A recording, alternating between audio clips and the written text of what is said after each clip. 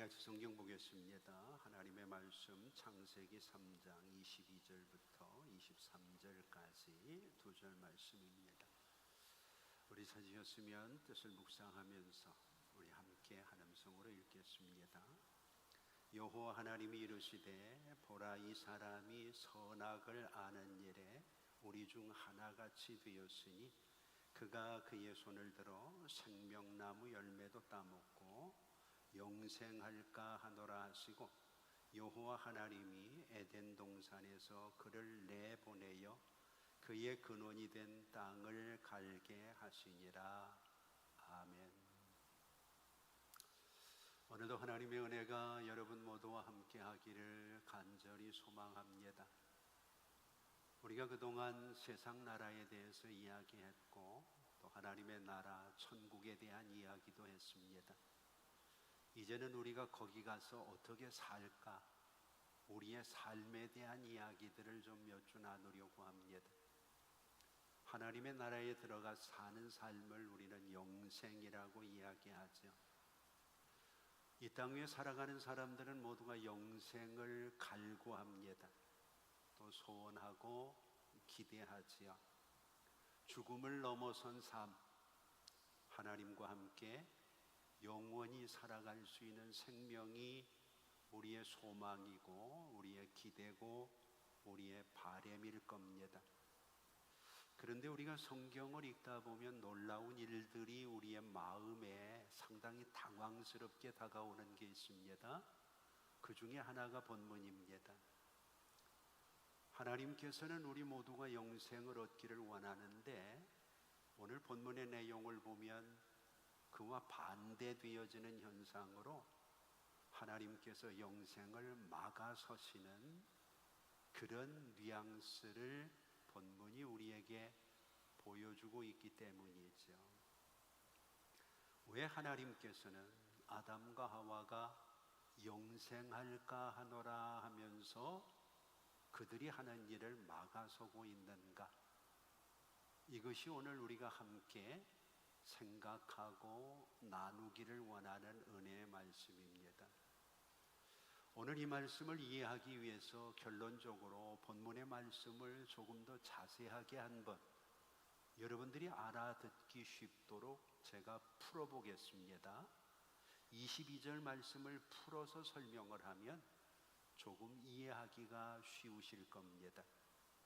사람이 이제는 죽을 수밖에 없는 비참한 상태에 이르렀으니 그들은 영원히 살 길을 찾으려고 헛된 노력을 시도할 것이다.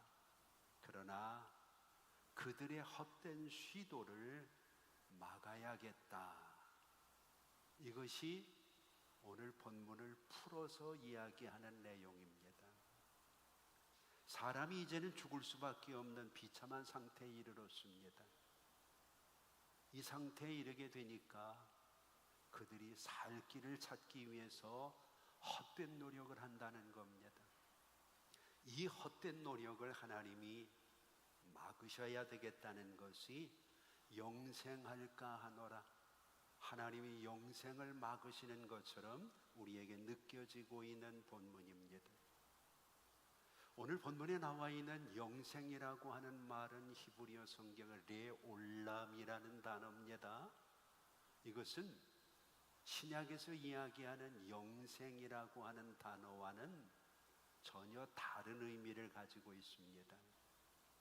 오늘 본문에 나와 있는 영생할까 하노라 레올람이라고 하는 단어는 육적인 생존을 지속하는 것을 의미합니다.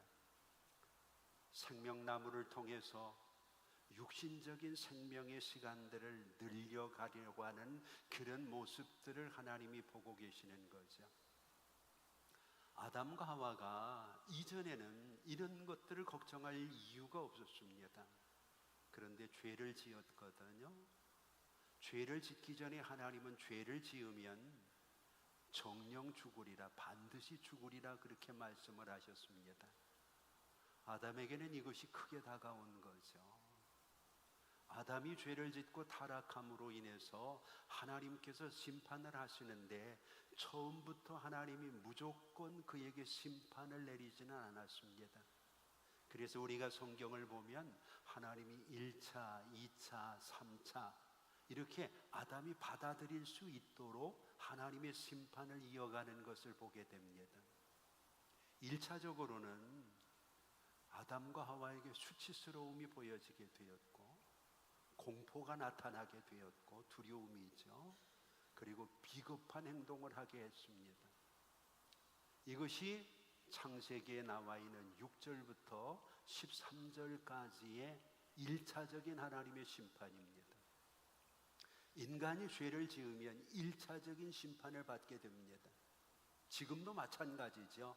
그래서 죄를 짓게 되면 수치스러움을 느끼게 되고 두려움을 느끼게 되고 그 책임을 누군가에게 전가하려고 하는 비겁한 행동들을 하게 되는 거죠. 거기서 끝나지 않고 2차적으로 하나님께서 14절부터 21절까지 심판의 저주를 그들에게 하십니다. 아담에게는 아담에게, 하와에게는 하와에게, 그리고 뱀에게는 뱀에게 맞는 저주를 하게 되죠. 저주를 선포하는 것이 2차적인 하나님의 심판입니다. 그리고 세 번째 하나님이 하시는 3차적인 심판이 오늘 본문 23절이죠. 하나님이 그들을 에덴 동산에서 내어 보내시는 겁니다. 영원히 살 수 있는 낙원에서 그들이 쫓겨나게 되는 것이 3차적인 죄에 대한 심판이다. 그렇게 이야기할 수 있죠. 우리가 여기서 기억해야 될 것이 있습니다.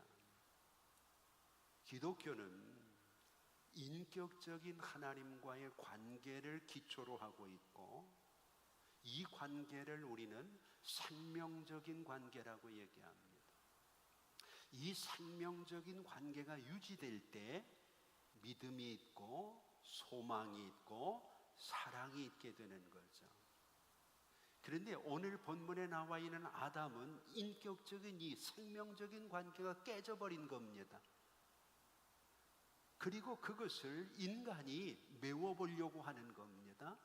그래서 비본질적인 것이 하나님과의 관계 속에 자꾸 삽입되어지도록 하는 거죠. 오늘 본문에서 사용되어진 이 잘못되어진 방법은 생명과라고 하는 이 과실을 따먹는 것으로 오늘 하나님께서는 말씀하고 계시는 거죠. 이 생명과는 하나님과 우리 사이의 관계가 회복되지 않았을 때에는 아무런 의미가 없는 겁니다. 그저 육적인 생존을 늘려주는 것뿐이죠. 우리가 세상을 살아가면서도 세상의 많은 사람들이 세상에서 아담과 하와처럼 하나님과의 관계는 회복하지 못하면서 자꾸 인간적인 노력으로 인간의 수명을 늘려가고 인간이 조금 더 이 땅 위에서 숨쉬고 생존하는 것에 관심을 갖는 경우들이 얼마나 많은지 알 수 없습니다. 그래서 하나님께서는 이제 우리가 다음 시간에 함께 나누게 되어질 영생이 뭔지 아느냐? 단순히 우리가 남들보다 더 살고 남들보다 더 행복하고 남들보다 더 좋은 삶, 질이 있는 그런 삶을 살아가는 것, 그것을 늘리는 것이 아니라 하나님과의 관계를 회복하는 것이다. 그래서 하나님을 아는 것이 영생이다. 이렇게 우리에게 말씀해 주고 계시는 거죠. 그래서 생존이라고 하는 것과 영생이라고 하는 것의 차이를 이해해야 막으시려는 하나님과 그것을 허락하시는 하나님을 우리가 함께 경험할 수 있게 되어지는 거죠. 우리의 주변에 흔히 아담, 하와, 신드롬이라는 단어가 있습니다. 의학적인 용어인데요. 아담, 하와, 신드롬. 아담과 하와의 증세라는 거죠. 이것은 쉽게 얘기하면 이런 겁니다. 낙원에 있으면서도 낙원을 누리지 못하는 사람들, 하나님과 함께 있으면서도 하나님의 임재를 깨닫지 못하는 사람들, 행복을 가지고 있지만 행복하지 않은 사람들, 여기에 대한 대표적인 이야기들이 누가복음에 보면 이렇게 나와 있습니다. 누가복음 13장 24절을 보면 예수님 주변에 많은 사람들이 있었어요. 그런데 어느 날 주님께서 일들을 맡기시고 이때까지 들어와야 된다고 이야기를 하다가 문을 닫아버렸습니다. 그런데 예수님의 말씀은 기억하고 있지만 설마 하고 있던 사람들이 문이 닫힌 다음에 와서 문을 두드리는 겁니다. 그러면서 하는 말이, 우리가 주님과 함께 먹지 않았습니까? 우리가 예수님과 가까이 있지 않았습니까? 우리가 예수님 앞에서 말씀을 배우던 사람들입니다. 그런 사람들이 주님의 말씀을 따르지는 않았던 거죠. 그때 예수님께서 마지막 부분에서 이렇게 얘기를 합니다. 27절에 보면 그가 너희에게 말하여 이르되 나는 너희가 어디에서 왔는지 알지 못하노라. 행악하는 모든 자들아 나를 떠나가라. 그렇게 얘기합니다. 예수님 곁에 있으면서 예수님의 말씀을 들으면서 예수님의 말씀을 배우면서도 변하지 않았던 거죠. 설마 이런 일들이 내게 있으리까? 마치 가룟 유다가 예수님과 함께 떡반죽 그릇에 손을 놓고 지금 나와 함께 떡을 떼는 자가 나를 팔자라 이야기하는데도 실감하지 못하는 거지. 그러고 그냥 나가는 거예요. 오늘 많은 사람들이 교회 안에 있어요. 많은 사람들이 말씀 아래 있어요. 그런데 이상하게 우리의 삶 속에서 믿음의 사람들이 당연히 누려야 될 행복을 누리지 못하죠. 아담은 지금 에덴 동산에 있는 겁니다. 아담은 지금 하나님 앞에 있습니다. 하나님의 말씀을 듣고 있습니다. 하나님이 주신 것들을 그는 모두 가지고 있습니다. 그런데 그는 행복하지 않습니다. 오늘 우리가 신앙생활을 하면서 아담, 하와, 신드롭이 있다면 상당히 우리의 신앙에 어려움이 주어질 수 있습니다. 자, 이제 우리 22절로 한번 돌아가 볼까요? 본문의 가장 중요한 단어가 선악을 알게 하는, 선악을 아는 일에 우리 중에 하나같이 되었다. 그렇게 얘기합니다. 여기에는 하나님의 한탄 섞인 인간의 범죄 행위에 대한 하나님의 한탄 섞인 음성이 들어있는 겁니다. 하나님의 명령을 거역하고 선악과를 따먹는 죄악을 저지름으로 이제는 인간이 하나님이 태초에 주셨던, 처음 주셨던 순결과 무흠의 울타리를 벗어나게 된 거죠. 그래서 죄가 뭔지를 알게 되었고 악이 뭔지를 알게 되었다는 겁니다. 사실 아담과 하와는 죄가 뭔지 악이 뭔지를 영원히 몰라야 되는 사람들입니다. 그것은 선악과를 따먹지 않았다면 유지될 수 있는 그런 현상이었거든요. 그런데 하나님의 바램을 인간이 죄를 지음으로 산산이 부서뜨리고 말았던 거죠. 그래서 하나님께서는 선악을 알게 되었다는 말을 가지고 한탄을 하고 계시는 거죠. 하나님이 악을 아는 것과 사람이 악을 아는 것은 큰 차이가 있습니다. 얼마나 큰 차이가 있느냐 하면 이런 거예요. 예를 들어서 어떤 환자가 폐암에 걸렸습니다. 병원에 가서 진찰을 해보니까 폐암인 거예요. 내가 폐암에 걸린 것을 의사도 압니다. 그런데 나도 압니다. 그런데 의사 입장에서 아는 거는 뭔가요? 그 사람이 폐암에 걸렸다는 거예요. 밖에 있는 악을 아는 거예요. 환자 입장에서 아는 건 뭐예요? 내가 폐암에 걸린 거. 폐암이 내 속에 있는 거예요. 하나님께서는 마치 의사처럼 악과는 관계가 없으니까 이 악이라고 하는 것이 항상 밖에 있었습니다. 그런데 인간이 범죄하고 하나님의 말씀을 거스림으로 인해서 이 악이 인간의 안으로 들어오게 된 것. 그러면 누가 문제입니까? 누가 죽는 겁니까? 그래서 성경은 안다고 하는 말을 야다, 체험이라는 말로 번역을 하고 있는 것. 이후에도 마찬가지예요. 영생은 하나님과 예수 그리스도를 아는 것이다. 야다, 경험하는 것. 오늘 본문에서 선악을 알게 되었다는 얘기는 밖에 있던 악이 그 안으로 들어가게 됐다는 거예요. 내 옆에 있는 사람이 폐암이라도 내가 그 사람이 폐암인 것은 알지만 내 속에 들어오지 않으면 나를 죽이지 못해요. 그렇지 않나? 나는 조심을 하게 되죠. 그런데 하나님께서 그렇게 걱정을 하셨는데 아담과 하와가 덜컥 악을 받아들인 것. 그래서 그가 죄인이 되어버린 것. 저주를 받아야 되는 거예요.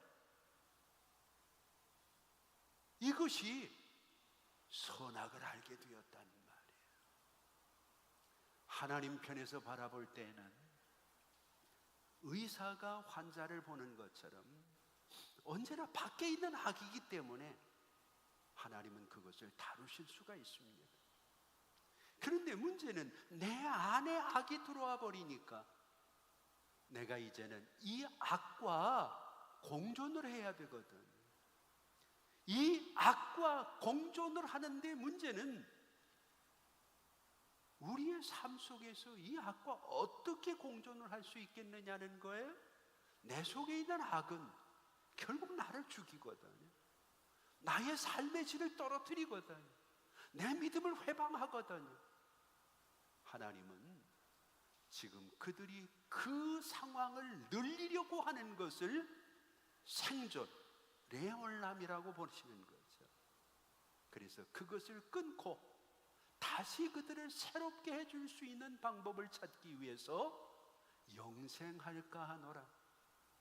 죄인으로서 오래 사는 것들을 하나님이 안타까워하시고 그 속에 있는 악을 제거할 수 있는 방법을 찾기 위해서 오늘 하나님은 그들이 이 땅 위에서 죄와 함께 오래도록 그들의 삶을 늘리는 생존을 막아서고 계시는 거죠. 오늘 여러분 우리의 삶 속에서도 마찬가지입니다. 자꾸 우리가 죄를 짓는다는 것. 이것은 우리의 삶 속에, 우리의 마음 속에, 우리의 믿음 속에 뿌리를 내리고 있는 아담이 우리에게 물려준 원죄라는 거죠. 사람들은 지금도 아담과 똑같이 생명관을 찾아 나섭니다. 어떻게 하면 좀 더 살 수 있을까? 어떻게 하면 좀 더 우리의 수명을 늘릴 수 있을까? 그래서 진시황은 불로장생을 꿈꿨다 그러잖아요. 불로초를 찾는 거죠. 생명과와 별로 다르지 않다는 겁니다. 여러분 선악과에 무슨 독이 있어가지고 그것을 따먹는 순간 그들이 죽게 되어진 게 아니거든요. 하나님의 말씀을 거역했기 때문이거든요.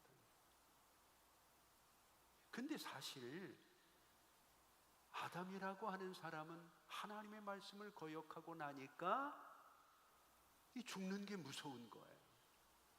하나님이 반드시 죽으리라고 얘기를 했거든. 왜 그가 죽음이 무서운가? 죽음이 어떠한지를 알고 이미 그가 죽음을 경험했기 때문에 그렇습니다. 그러면 여러분들은 아담이 무슨 죽음을 경험했을까? 이런 생각을 하게 될지 몰라요. 근데 성경을 한번 자세히 보세요. 하나님께서 아담의 가죽 옷을 입히기 위해서 짐승을 죽이십니다. 이게 성경의 최초의 죽음입니다. 나 때문에 누군가가 죽는 거예요. 여러분, 가죽만 하나님이 쏙 뽑으셨을까? 그렇지 않죠. 하나님께서는요, 그에게 옷을 입히기 위해서 짐승의 피를 흘린 거예요. 아담과 하와가 아마 성경에서 아니면 인생에서 최초로 피를 본 거죠. 얼마나 두려웠겠어요. 여러분, 사람이 피를 보면 굉장히 두려워집니다. 아담이 목도하고 있는 상황에서 하나님은 그 아담에게 죽음을 보게 하십니다. 그 결과로 아담의 수치가 가려지게 되는 것을. 자, 이쯤에서 여러분들에게 숙제를 하나 좀 내드릴게요. 수요일까지만 고민을 해보시면 됩니다. 궁금하시면 수요일에 나오시면 답이 있습니다. 아담이 쫓겨나가지고 아들을 낳잖아요. 가인을 낳고 아벨을 낳죠. 가인은 직업이 뭐였다고요? 농사였다고요. 아벨은 직업이 뭐였다고요? 아벨. 얘기 좀 해보세요. 아벨의 직업은 뭐였죠? 목축이었어요. 목축.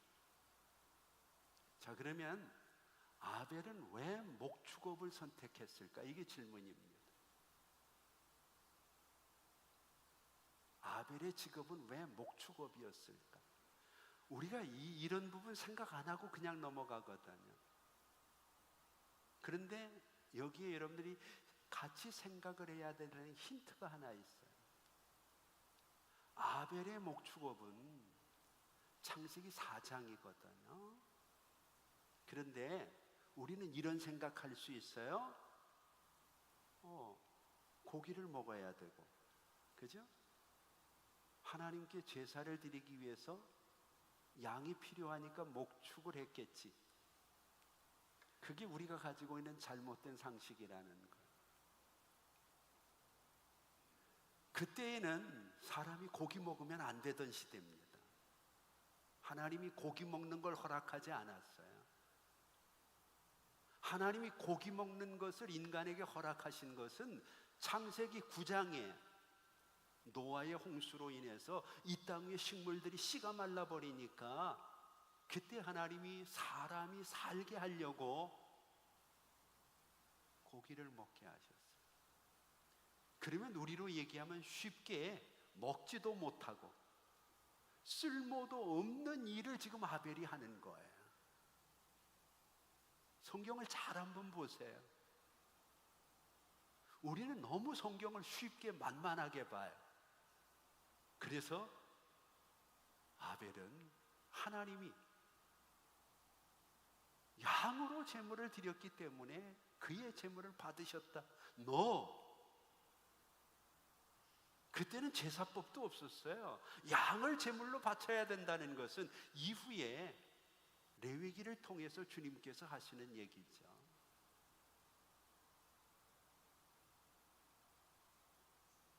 그런데 아벨은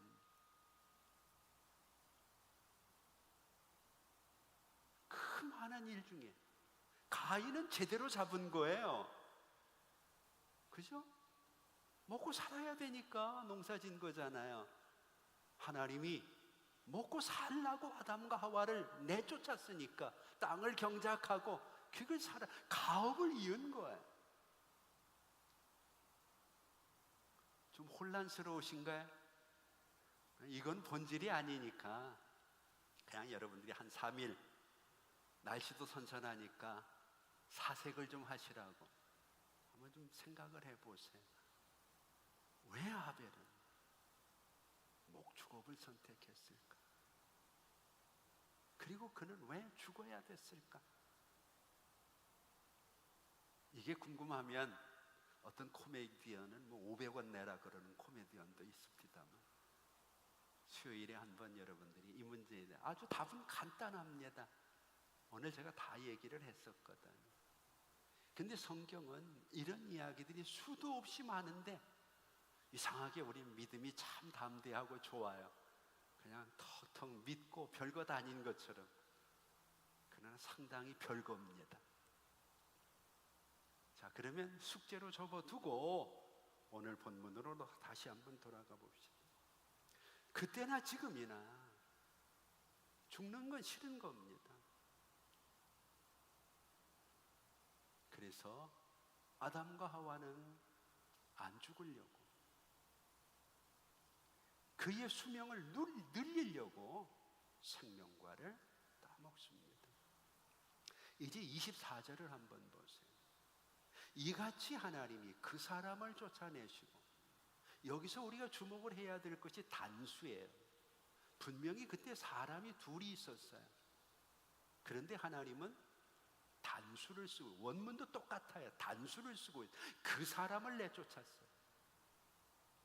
우리가 잘못 이해를 하면 아담만 쫓겨난 것처럼 이해할 수 있어요. 근데 왜 여기 단수를 쓸까요? 이런 것도 중요한 거거든. 이미 하나님은 아담과 하와가 둘이 하나가 되어진 것을 선언하셨기 때문에 그래요. 성경은 이렇게 세밀해.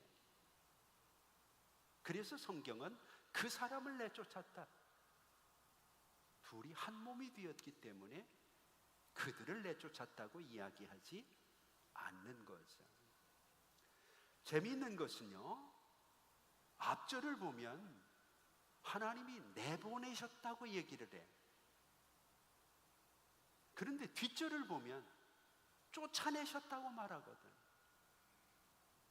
여러분, 내보내는 것과 쫓아내는 것의 차이는 뭘까요? 처음부터 하나님이 그들을 쫓아낸 게 아니에요. 처음에는 내보내셨어요. 여러분 생각을 해보세요. 자녀들과 함께 살다가 자녀를 내보냈다, 분가시켰다는 거잖아요. 근데 자녀를 쫓아냈다, 이건 분가 정도가 아니죠. 그런데 우리는 쉽게 받아들이거든요. 그게 그거겠지. 아니에요. 죄가 얼마나 빠르게 진척되고 있는가, 하나님이 얼마나 죄에 대해 민감하게 생각을 하시는가를 보여주는 거예요. 한 절이 지나가기 전에 벌써 아담과 하와는 생명관을 따먹으려고 하는 헛된 욕망을 실천하는 거예요. 삶으로 옮기는 거예요. 그러니까 하나님께서 급하게 더 강한 단어를 사용하시는 거죠. 쫓아내셨다. 이것은 단순히 하나님의 말씀이 생각나서 선악과 옆에 생명과가 있었지, 그걸 따먹으면 영생한다고 하나님 말씀하셨으니까 그걸 따먹어야 되겠다, 이런 마음을 가지고 있는 것으로 끝나지 않았다는 거예요. 생각이 들어오자마자 그걸 행동으로 옮기려고 하는 거예요. 그래서 성경은 그가 손을 내밀어 그것을 따먹을까, 강한 욕망은 바로 죄와 연결될 수 있기 때문에 하나님께서 지금 급하게 일들을 몰아가고 있는 거죠. 그래서 요한복음 17장 17절을 보면 저희를 진리로 거룩하게 하옵소서, 아버지의 말씀은 진리니이다. 늘 하나님의 말씀과 하나님의 뜻을 따라서 살았던 예수님의 모습을 오늘 본문에 나와 있는 아담과 하와와 우리의 삶과 비교해 주고 있는 거죠. 오늘 여러분, 죄의 욕망은 오래가지 않아요. 선한 마음은 품기도 어렵지만 그것을 실천하는 데도 많은 시간과 노력이 필요해요. 근데 이 악한 생각은, 헛된 욕망은 들어오면 바로 행동으로 옮겨요. 그렇기 때문에 우리는 내 마음을 지키고 악한 것들이 내 속에 들어오지 않도록 우리의 삶을 단속하는 일이 중요하다는 거죠. 이제 다시 본문으로 돌아가 봅시다. 23절이 중요하죠. 여호와 하나님이 에덴 동산에서 그를 내보내어 그의 근원이 된 땅을 갈게 하십니다. 여러분이 창세기는 지금 앞부분에서 하나님의 역사가 급격하게 변화되어지고 요동치고 있습니다. 그래서 우리는 창세기 1장, 2장, 3장을 읽으면서 굉장히 긴장을 해야 됩니다.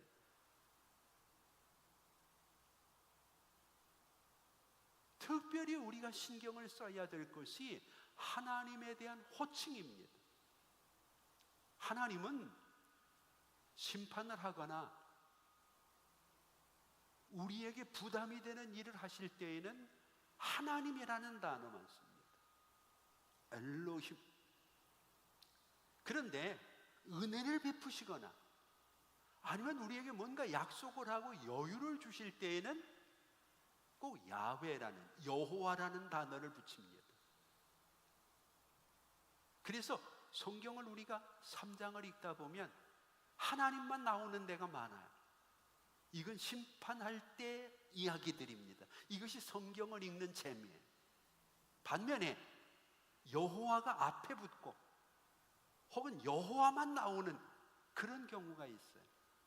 이럴 때는 하나님이 뭔가를 해주시려고 하는 겁니다. 하나님의 약속과 은혜 안에 그 사람을 좀 품으려고 할 때 꼭 하나님은 여호와라는 단어를 같이 사용을 하고 있습니다. 그래서 앞절과 마찬가지로 23절에는 여호와 하나님이라고 얘기를 합니다.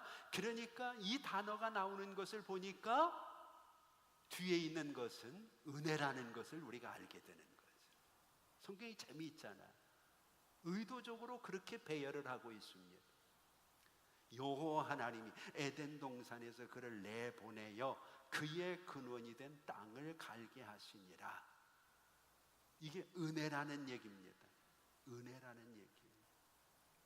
자, 그러면 이게 뭔 은혜가 되느냐는 거죠. 우리가 세상을 사는 방법은 여러 가지가 있어요. 건강하게 마지막까지 사는 방법도 있지만 의식이 없는 상태에서 산소 호흡기 꽂고 마지막까지 오랫동안 사는 방법도 있어요. 둘 다 사는 겁니다. 그런데 요즘 의학계에서 그런 얘기 많이 하잖아요. 연명치료라고 하는 거. 사람이 살아도 산 게 아닌 거예요. 그렇지 않나요? 여러분, 내가 100살을 살아야 된다. 산소호흡기 꽂고 의식도 없이 내가 앞으로 50년, 60년 침대에 누워있다고 하면 그게 산 건가요? 지금 아담은 그런 생존 방법을 선택을 하는 거예요. 수명만 늘리려고 하는 거죠. 그런데 하나님께서 그를 내쫓으시는 거예요.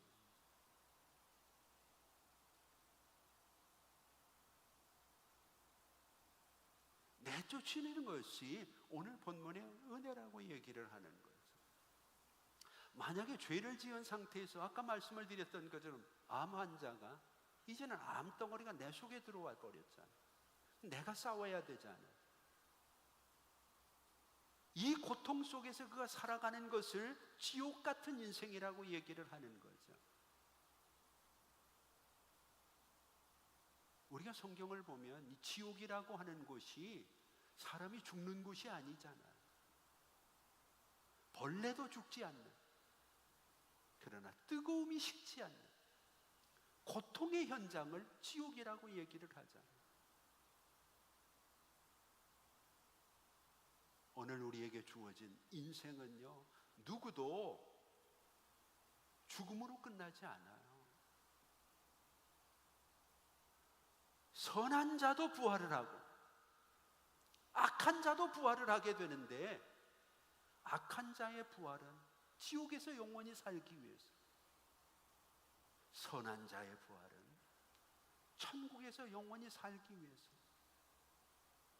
오늘 여러분들은 어느 것을 바라고 소망하며 영생이라고 생각을 하시나요? 오늘 본문의 23절을 한번 보세요. 그를 내보내어 그의 근원이 된 땅을 갈게 하셨다, 그렇게 얘기를 하잖아요. 그의 근원, 사람의 근원이 땅이라는 거예요. 이것은 창세기 2장 7절에 나와 있는 말씀과 같은 거죠. 하나님이 사람을 흙으로 지으셨기 때문에. 그런데 이제부터는 땅을 갈아야 되는데, 근원인 땅을 갈아야 되는데 이 땅이 쉽지 않은 거예요. 엉겅퀴를 내고 가시를 내고 그가 먹을 수 있는 것을 얻기까지 얼마나 힘이 들지 알 수가 없어요. 이게 인생사잖아요. 그러면 이게 왜 은혜인가? 여러분 흔히 이런 생각을 해보세요. 마음이 힘들고 정말 삶이 어렵고 내가 죽고 싶을 때 사람들에게 한 가지 그 과정을 잊게 하는 방법이 있어요. 그것은 내 육신을 힘들게 하는 겁니다. 평소에 안 하던 일을 하고 안 하던 운동을 하고 안 하던 일을 접하면서 땀 흘리고 이러면서 내 속에 있는 고민과 염려들을 내가 미룰 수 있죠. 지금 하나님께서 아담과 하와를 고생으로 몰아넣고 있거든요. 근데 성경의 역사나 인류의 역사를 보면은요, 인간이 언제 죄를 많이 짓고 언제 죄가 많이 생각나는가? 평안할 때, 한가할 때.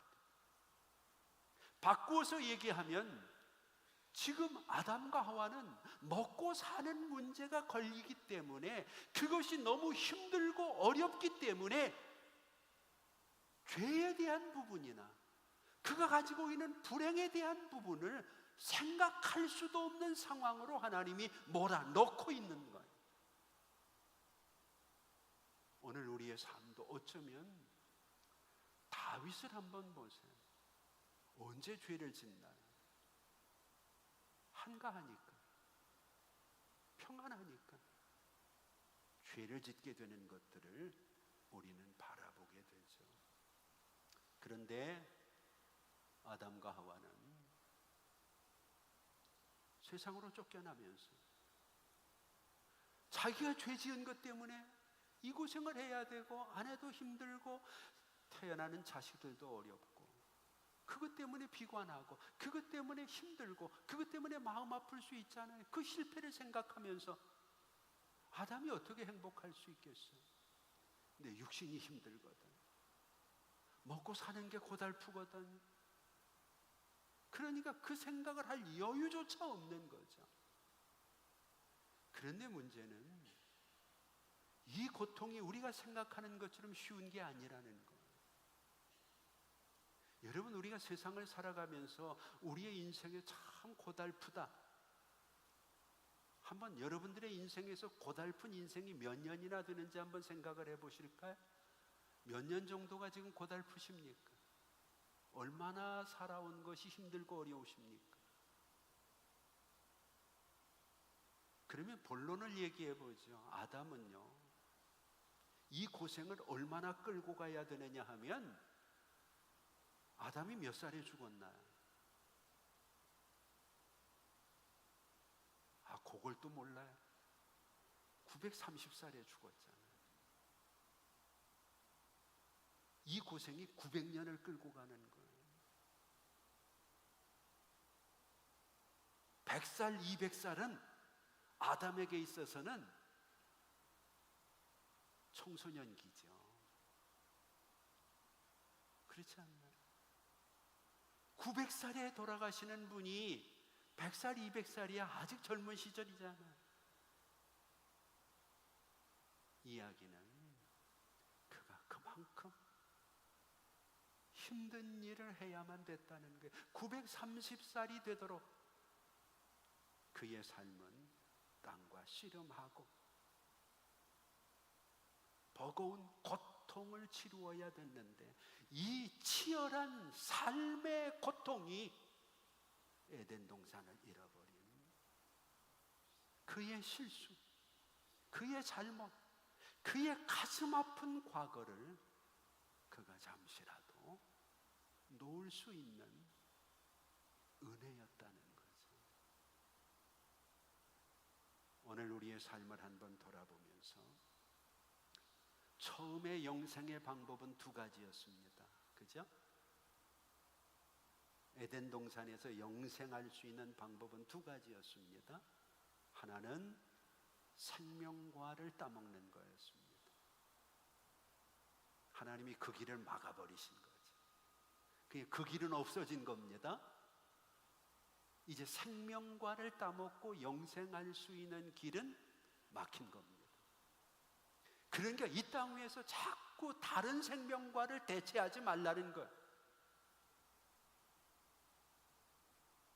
우리에게 남아있는 또 다른 하나의 방법이 있습니다. 그것이 바로 하나님이 다시 우리에게 주신 죽음을 통해서 그의 아들이신 예수 그리스도를 믿음으로 영생을 얻게 되어지는 방법. 두 가지 방법 중에 이것 하나만 남은 겁니다. 그래서 우리는 예수를 믿어야 되는 거죠. 어떤 사람이 이런 글을 썼습니다. 꿈속에서 두 개의 문 앞에 서 있습니다. 하나는 에덴 동산 앞에 있는 문입니다. 이 문은 천사가 칼을 들고 지키고 있습니다.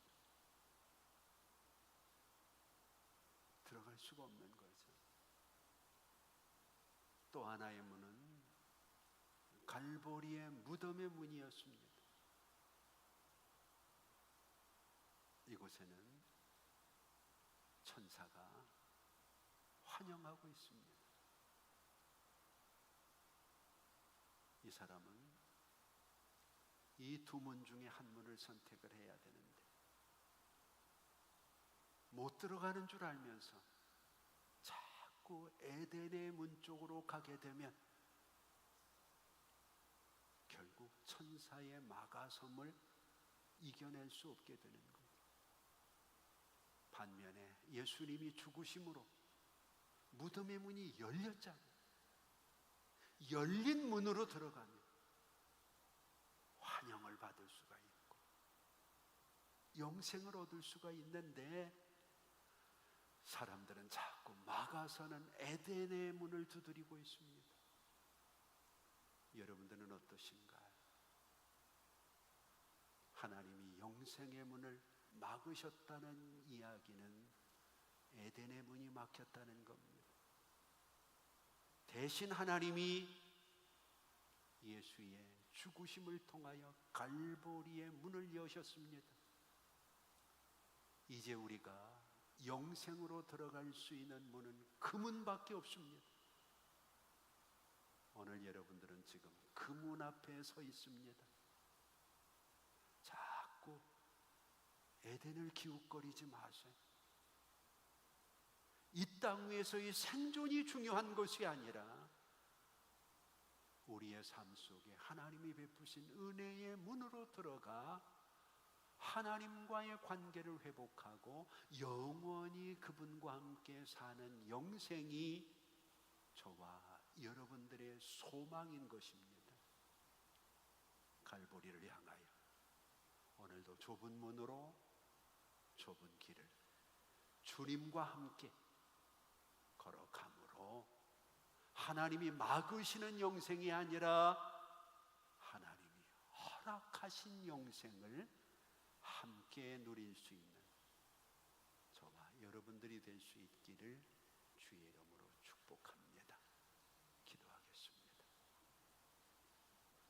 이제는 우리 주 예수 그리스도의 은혜와 우리 아버지 하나님 극진하신 사랑하심과 성령님의 감화, 감동, 위로, 교통하심이 단순히 우리의 인간적인 수명을 눌리는 생존을 위한 삶이 아니라 하나님이 열어놓으신 갈보리의 문, 예수 그리스도의 십자가의 보혈을 의지하여 깨어진 하나님과의 관계를 회복하며 이제는 하나님이 원하시는 허락하신 영원한 생명을 향해 오늘도 믿음의 여정을 떠나는 우리 성도들 머리 위에 이제부터 영원토록 함께 있을지어다. 아멘.